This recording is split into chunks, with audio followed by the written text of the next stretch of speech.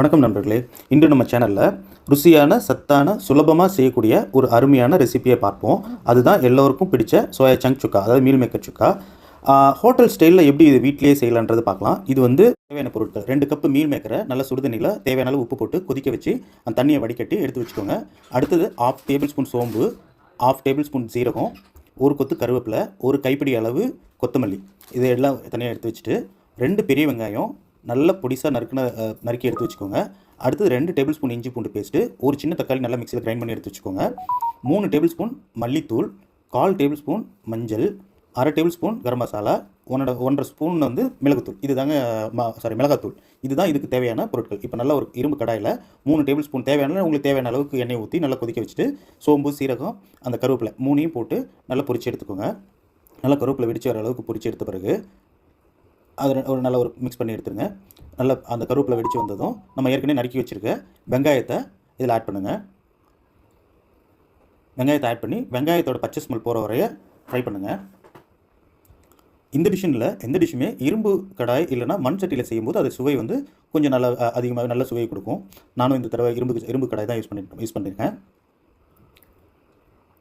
நல்லா வெங்காயம் பச்சை வாசம் போகிற அளவுக்கு வதங்கின பிறகு இந்த ஸ்டேஜில் நம்ம ஏற்கனவே அரைச்சி எடுத்து வச்சுருக்க 2 டேபிள் ஸ்பூன் இஞ்சி பூண்டு பேஸ்ட்டை அதில் ஆட் பண்ணிக்கோங்க. இஞ்சி பூண்டு பேஸ்ட்டை ஆட் பண்ணிக்கிட்டு அந்த இஞ்சி பூண்டோட பச்சை ஸ்மெல் போகிற வரைக்கும் அதை நல்லா வதக்கிக்கோங்க. அது கொஞ்சம் மிக்ஸ் பண்ணிகிட்டே இருங்க, ஏன்னா இல்லைனா அடிப்பிடிக்கும். இஞ்சி பூண்டு பேஸ்ட் வந்து அடிப்பிடிக்கும். நல்லா வதக்கிக்கிட்டே மிக்ஸ் பண்ணிகிட்டே இருங்க. அந்த பச்சை ஸ்மெல் போன பிறகு அந்த இஞ்சி பூண்டு வதங்க உங்களுக்கு அந்த ஃப்ளேவர் வந்து நல்ல ஒரு ஃப்ளேவர் உங்களுக்கு கொடுக்கும். நல்லா வதங்கிடுச்சு. இப்போதைக்கு நல்ல ஃப்ளேவர், அந்த இஞ்சி பூண்டோட ஃப்ளேவர் நல்ல மனம் வருது. இந்த ஸ்டேஜில் நம்ம ஏற்கனவே எடுத்து வச்சுருக்க அந்த மல்லித்தூள், மிளகாத்தூள், கரம் மசாலா, மஞ்சள், இது எல்லாத்தையுமே எடுத்து இந்த மசாலா இதில் இப்போ போட்டுடலாம். போட்டு இந்த மசாலாவோட பச்சை ஸ்மெல் போகிற வரைக்கும் வதக்குங்க. நல்லா கிண்டிகிட்டே இருங்க. உங்களுக்கு இந்த டயத்தில் ரொம்ப அடிப்பிடிக்கிற மாதிரி இருந்தால் ஒரு கொஞ்சமாக எண்ணெய் விட்டுக்கோங்க. எண்ணெய் விட்டு இதோட பச்சை ஸ்மெல் போகிற அளவுக்கு நல்லா வதக்கிக்கிட்டே இருங்க. இது நல்லா வதங்கும் போதே உங்களுக்கு நல்ல ஒரு ஃப்ளேவர் உங்களுக்கு வரும், நல்ல வாசமாக இருக்கும். இப்போ இந்த ஸ்டேஜில் நம்ம நல்லா கிரைண்ட் பண்ணி வச்சுருக்க தக்காளியை இதில் ஆட் பண்ணிக்கலாம். ஆட் பண்ணி அந்த தக்காளியோட பச்சை ஸ்மெல் போகிற அளவுக்கு நல்லா கிளறி விட்டுருங்க. நல்லா மிக்ஸ் பண்ணிகிட்டே இருங்க. அந்த மசாலா நல்ல மசாலா வரும். இப்போ இந்த ஸ்டேஜில் எண்ணெய் பிரிஞ்சு வரும். அந்த ஸ்டேஜில் வந்த பிறகு பச்சை ஸ்மெல்லாம் போன பிறகு கொஞ்சம் தேவையான அளவுக்கு, நம்ம ஏற்கனவே உப்பு போட்டுப்போம், மீல் மேக்கர் வேக வைக்கும்போது உப்பு போட்டுருப்போம். இப்போ இந்த மசாலாவுக்கு தேவையான அளவுக்கு மட்டும் கொஞ்சமாக உப்பு போட்டு ஒரு மிக்ஸ் பண்ணிக்கோங்க. மிக்ஸ் பண்ணிவிட்டு இப்போது ஏற்கனவே வேக வச்சு ட்ரை பண்ணி வச்சுருக்க மீல் மேக்கரை இதில் மிக்ஸ் பண்ணிக்கோங்க. இதில் போட்டு இதை வந்து கொஞ்சம் கிளறிட்டே இருங்க. அந்த மசாலா மீல் மேக்கரில் எல்லா இடத்துலையும் படுற அளவுக்கு கொஞ்சம் மிக்ஸ் பண்ணிகிட்டே இருங்க. நல்லா ஃபுல்லாக மிக்ஸ் பண்ணுங்கள். நல்லா மிக்ஸ் பண்ணிக்கோங்க. ஃபுல்லாக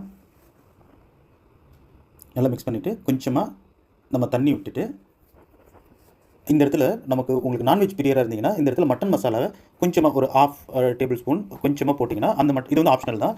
உங்களுக்கு ஒரு நான்வெஜ் சாப்பிட்ற ஒரு ஃபீல் இருக்கும். இது ஆப்ஷனல் தான், போடலனாலும் நல்லாயிருக்கும். இது வந்து உங்களுக்கு ஒரு நான்வெஜ் ஃபீலை கொடுக்கும், உங்களுக்கு நான்வெஜ் சாப்பிட்ற ஃபீல் கொடுக்கும். அந்த மட்டன் மசாலாவை மிக்ஸ் பண்ணிவிட்டு நல்லா மிக்ஸ் பண்ணி எடுத்துக்கோங்க. மிக்ஸ் பண்ணுங்கள் நல்லா. இது ஒரு லெஸ் தென் மினிட் வந்து நீங்கள் இப்படியே ஃப்ரை பண்ணுங்கள். இந்த மசாலாவெல்லாம் அந்த மீல் மேக்கர் உள்ளே அப்சர்வ் பண்ணுற அளவுக்கு பண்ணிவிட்டு இப்போ வந்து தேவையான அளவுக்கு தண்ணி கொஞ்சமாக ஊற்றிக்கோங்க. ஏன்னா நம்ம சுக்கா தான் பண்ணுறோம். ட்ரை கொஞ்சம் செமி கிரேவியை விட கொஞ்சம் இன்னும் ட்ரையாக தான் இருக்கும். அதனால் கொஞ்சமாக தண்ணி ஊற்றி நல்லா மிக்ஸ் பண்ணிவிட்டு ஒரு மூடி போட்டு நல்லா மிக்ஸ் பண்ண பிறகு ஒரு மூடி போட்டு ஒரு 2 to 3 மினிட்ஸ் சிம்மில் நம்ம லோ ஃப்ளேமில் வச்சுட்டு ஒரு மூடி போட்டு மூடி வச்சிடலாம். ஒரு 3 to 4 மினிட்ஸ் கூட ஓகே. இப்போ நமக்கு டைம் ஆகிடுச்சு. ஆல்மோஸ்ட் நமக்கு 3 மினிட்ஸ் எடுத்துருக்கணுமோ. இப்போ வந்து நல்ல மசாலாலாம் நல்லா மீல் மேக்கர் உள்ளுக்கு போயிட்டு நல்லா இறங்கி அந்த ஸ்மெல் வாசமே ரொம்ப சூப்பராக இருக்குது. இப்போ நம்ம கொஞ்சமாக ஒரு கொஞ்சமாக பொடிசாக நறுக்கி வச்ச வெங்காயத்தை இது மேலே தூவிக்கலாம். சின்ன வெங்காயம் இருந்தால் இன்னும் நல்லாயிருக்கும் அது.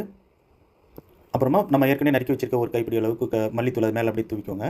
தூவிட்டு ஒரு மிக்ஸ் பண்ணிக்கோங்க. ஒரு பெரட்டு நல்லா எல்லாமே போகிற மாதிரி நல்லா மிக்ஸ் ஆகிற மாதிரி மிக்ஸ் பண்ணுங்கள். மிக்ஸ் பண்ணிவிட்டு அவ்வளோதான். இப்போது நமக்கு நல்ல சுவையான, ஹெல்தியான, ஹோட்டல் ஸ்டைல்லையே இருக்கிற மாதிரி ஒரு மீல் மேக்கர் சுக்கா ரெடி ஆயிடுச்சு.